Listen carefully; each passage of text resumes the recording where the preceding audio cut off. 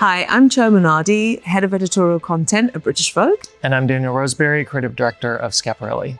And we're here at the V&A for a truly fantastic exhibition. It's called Schiaparelli, Fashion Becomes Art. And these are our objects of affection.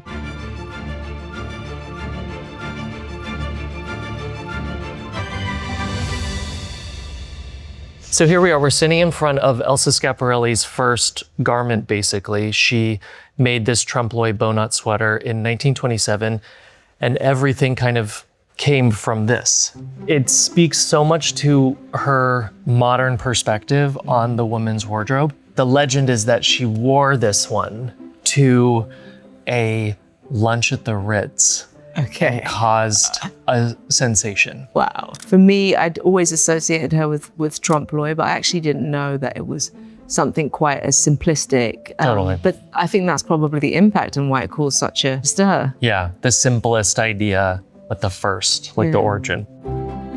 So in here, we have some of the tailoring. We have the newspaper print, which later became the John Galliano Dior So that's version. the origin of the... This is the original. There's so many things that she did the first of. She was the first person to invent the concept of visual merchandising. She was I did not know that. the first person to do a unisex fragrance. Wow. First person to use an exposed zipper. First person to do themed collections. First person to use music in runway shows. Wow. This room is fantastic. I feel like this look literally commands your attention. We call it the Gold Collection. It was the first return to the runway after lockdown. And it's a direct replica of the Apollo embroidery that she did. It was the first time something from the archives really pulled us in. So it was the real fusion of past and present. But the motif is from a fountain at Versailles that was done by Lesage. So who wore the original cape? A very loyal client of hers named Lady Mendel. I think it was a beaten photograph portrait of her. And there was a mirror below her. Even though it's black and white, you still have this like really juicy embroidery leaping out at you. There's something about the immediacy of black velvet, black satin, boom, just the embroidery that feels so Scap and so predictive of the digital instant gratification age that we live in. So I love that it's tying back to her, but feels so modern still. Wow, I'm obsessed with this dress and I've never seen it in person up close. It's one of my favorite pieces from Schiaparelli and the Artists, which was the other term for the collection, Purgatorio. We took anatomical paintings that I was doing for this season, and we enlarged the painting to be life-size. Wow. And then we turned every brush stroke into a paillette. Basically, the brush strokes are done as a puzzle, painted onto plexi, and then embroidered onto a knit crochet base. I think we talk a lot about couture and what couture means and what modern couture looks and feels like. And for me, this is the absolute epitome of modern couture. It's one of one. You couldn't replicate this if you wanted to. Like this is literally your hand. Yes. I feel like couture is sort of the moment for a house to say something about what it stands for in the creative space. And so Schiaparelli, the legacy is art and fashion. And so that's why in every look, we're trying to reduce the meaning so that it is as closely linked with art as possible. And that is what makes it so Scap.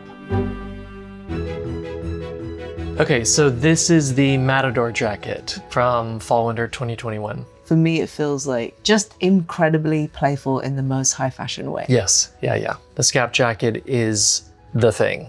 And it's typically very silhouetted, often sharp-shouldered, and heavily embroidered. How did it come together from a technical perspective? Because it looks so intricate. Yeah, it all happens in the fitting. So like, I draw everything before just to get the shapes down. But the real heartbeat of the collection always happens in 3D. When you look around the room, you see a lot of play happening with the jackets. It gives permission for us to play as well. So this was the first time really in my time here that the Scap jacket announced itself. I remember this whole conversation with the team. It was like, it's Super Bowl halftime show. and there's a Schiaparelli pop star coming up from the inside of from the floor. What is she wearing? And it was like how embroidered, how turbo with mirrors and things, and then the lights and everything. There's something so pop about Scap. Yeah. And that's what I wanted here. This fusion of pop and archival embroideries and everything just delivered in one garment. I think because the house was closed for so long, for almost a century, that when we're creating something like this in the fittings, I'm always saying, is this museum bound? Right. You know, there's two mantras. It's well, you were very accurate with this one. Yeah, actually, yes, accidentally. But that's the question. Can it be on the cover of a magazine? And can it go into the museum? Yeah. So here we are in a really fabulous room full of Schiaparelli hats and accessories. I think, honestly, this might be the most famous of Elsa's hats, am I right? Yes. The other hats that women were wearing at the time, they were always just about making yourself look more beautiful. And this is not about making yourself look more beautiful. It's a provocation. I love that about her. It's just so much part of who she was as a designer, who she was as a woman. Yeah, it's interesting. She has a very unique brand of provocation. It was never humor to the point of farce. And this surrealist idea of displacement, about taking an everyday object and putting it in a new context, making it feel like you're seeing it for the first time. Yeah, and I think also it's something that I think you've used to define your time at the house, that amazing dress that you designed for Ariana Grande. Yes. You know, when Ari was performing and then she turns around, the ruby red slippers on the back of her dress, and people screamed. What I'm always looking for, inspired by this, is what's gonna make it an unforgettable moment, not just a dress. We got the call from Ariana about 2 weeks before the Academy Awards. It's a pretty quick turnover. It was very quick, and the producers wanted to do something that was sort of like a love letter to Los Angeles and to movie making. And she sang Somewhere Over the Rainbow. So that was the inspiration for this. What's the difference between working on a collection versus something like this as a special commission? The couture is so personal in a way. It's like an intimate dialogue with self.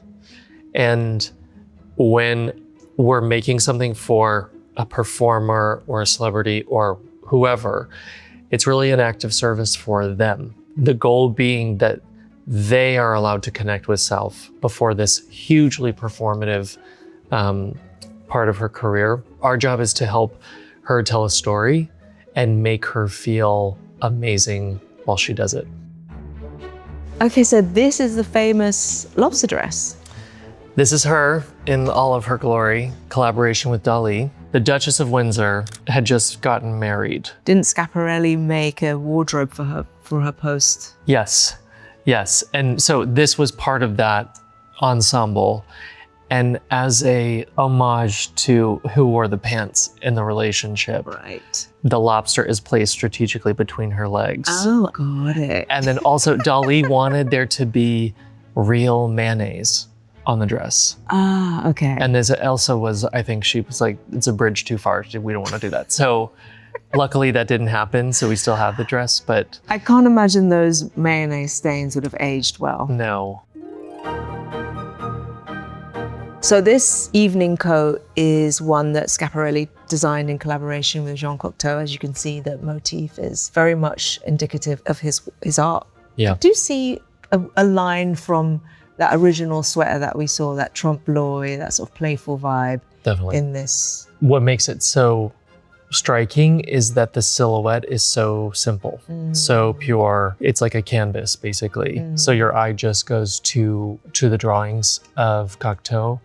And then the taffeta flowers are all pleated into rosette patterns and then hand painted. I think the rosettes are probably my favorite part about it, and those sparkly red lips, which I know is a motif that you play a lot with too. The eyes, the lips, it's all permission granted from pieces like this. So this piece is pretty much hot off the couture runway, isn't it? It's like 2 months old, I think. Wow. Yeah. The whole collection started with this quote from a poet called David Whyte. He said, anger is the deepest form of care. Elsa Schiaparelli was, I don't want to say an angry person, but I know that the fantasy of her work was directly contrasted by a difficult reality in life. Yeah. And I love that there's this fashion becoming this foil. I was really pissed one day. I think something had happened in the studio, and I grabbed my art supplies and just started drawing these tails, which were, you know, really short at the beginning. And then in the fittings, they just became these sort of like arabesques of venomous, beautiful anger. It became, I think, some of the most memorable looks from the last collection. Nice. I love this idea of like beauty and danger and beauty as armor and beauty as protection. Yes. You find that example over and over again in fashion. I know. I mean, I think the most creative people are often the most tortured. So yes. They have to find an outlet for that. Yeah. Well, we're not repeating that life cycle. No. I was so hoping that this look would make it into the exhibit, and it did. Yeah. I remember seeing it come down the runway, and it was just such an electric moment. This is from this Spring 24 couture collection, which was called Schiaparellian, and it was all inspired by the character Ripley from Aliens. And it was all about the emergence of AI. Tell me about the construction of it, because it seems to have jewelry, but also pieces of a motherboard, and obviously play on the motherboard, which is really cool. Exactly. It's all motherboard with lots of cables and cords, and there's crushed CDs and DVDs that have been turned into mirrors and paillettes, and then it's dusted in Swarovski crystals. So again, even in the embroidery, there's like a past and present, past and future. And it was molded by one of the artisans in the atelier. And it's like a couture stuffed animal, basically. Oh, it's incredible. Yeah. But my favorite thing about this is what you just said, walking in. I remember when this came down the runway.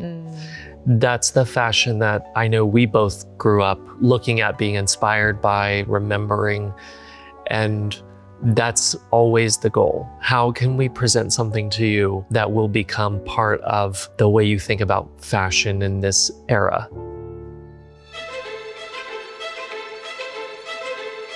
So these were our objects of affection. Thank you so much for watching.